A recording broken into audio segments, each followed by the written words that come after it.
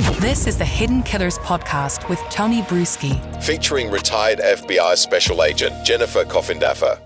Is this a simple open and shut case? That's what it may look like on the surface, but is it really? We're talking about Kaitlin Armstrong and the love triangle and the accusations that she murdered the woman that her boyfriend or kind of lover or kind of seeing, we're not quite sure on that, was also kind of seeing on and off here and there. And then she fled to Costa Rica, got some plastic surgery, changed her name, and started yoga classes.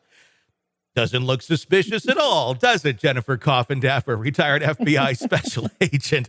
How open and shut is this one, or is there more to this? Is there an argument that can be made that maybe she just freaked out, ran away because she knew it looked very damning and just knew that she didn't have anything to stand on, even if innocent?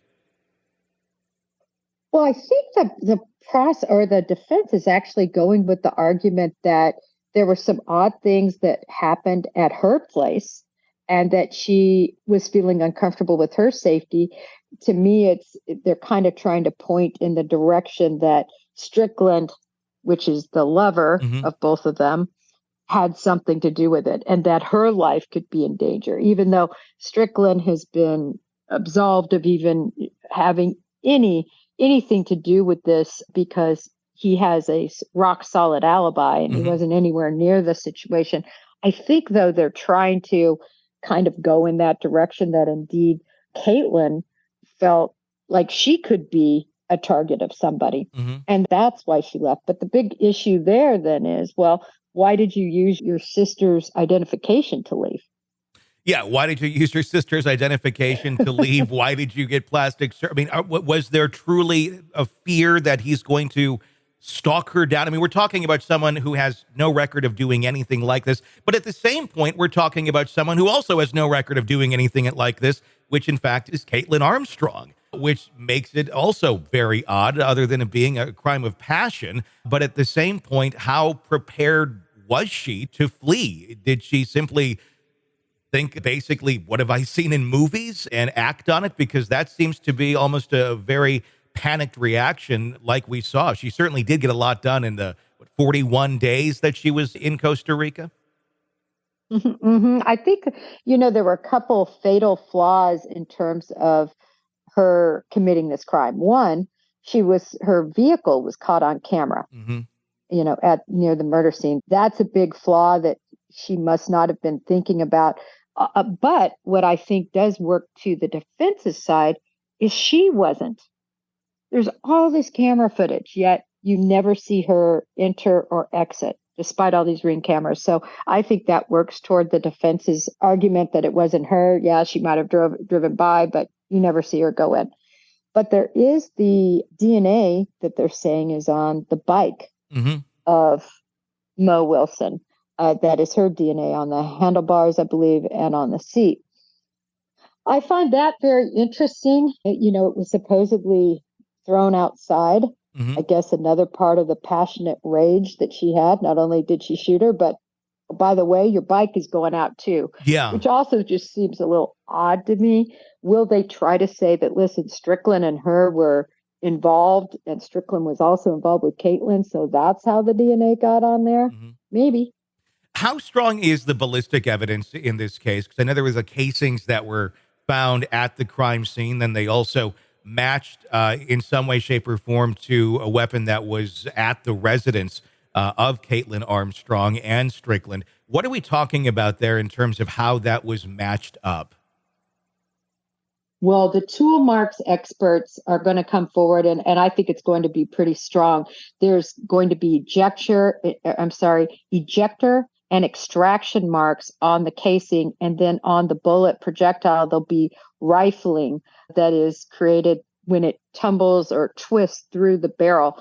And those are usually really strong. I know in the cases I was involved in where we used a tool mark expert, the jury loves it because they put up photos and they show identical striations in the tests compared to the bullets from the scene. And jurors love that. They love stuff that is not subjective. They just want to look at it and you can see it clearly, kind of like a fingerprint or a DNA match. This isn't that strong, But when they see it up there on the screen, I think it's going to be compelling. My question is, why in the world wouldn't she get rid of the gun? She's smart enough to, sell her car, get the money, go to another country, but she leaves her gun there for the authorities to find. That's just odd to me. Yeah, or pick up the casings at the same time. Why not do that? That might have been a little bit helpful. How accurate is that as a science? I know we talk about it kind of being like a fingerprint, but if you were to take two identical weapons, and two bullets of the same type and fire them through, would you see a very different, fingerprint on the casings themselves because it is two different weapons? Or are they going to be relatively similar because they are from a weapon? I know it plays well in front of a jury, but truly how different and how unique are those markings? Well, there's two different schools of thought. Some very strongly believe that it's certainly not like a fingerprint or like DNA, but it is a strong indication of being from that same weapon. So let's just put it in a number form. It's like 90%. I can't say it's 100%, but it's like 90% on the projectiles that go through the barrels. It's a different case a little bit when you come to the ejector and extraction marks, because depending on how it exited, in this case, it would have been done by firing the weapon. So the ejector and extractor would have acted with more force. But say in the case of the Richard Allen situation where it was done by hand, the ejector and extraction would have been much less violent, if you will. So there would have been a lesser mark put on the casing in that case. So that's where you get into, it's similar, but what about every other gun that was manufactured by Sig Sauer that year in that line? Yeah. How similar are those? And that's where you're going to have another expert get on that stand, and they're going to say, listen, this exact model with these exact casings, look at how similar this is. And the expert, it's going to come down to the experts, but what they have on the Armstrong case are the projectiles and the casings that weren't manually ejected, but rather done forcefully. I think it'll stand well with the jury. What do you think is the strongest piece of evidence that they have against Kaitlin at this point? Her motive. Yeah. Her motive followed by her actions, her fleeing not once, but twice. I think that it's just what's called consciousness of guilt. Yeah. Typically, people who are innocent do not go to these lengths to avoid being found because they're concerned about being convicted.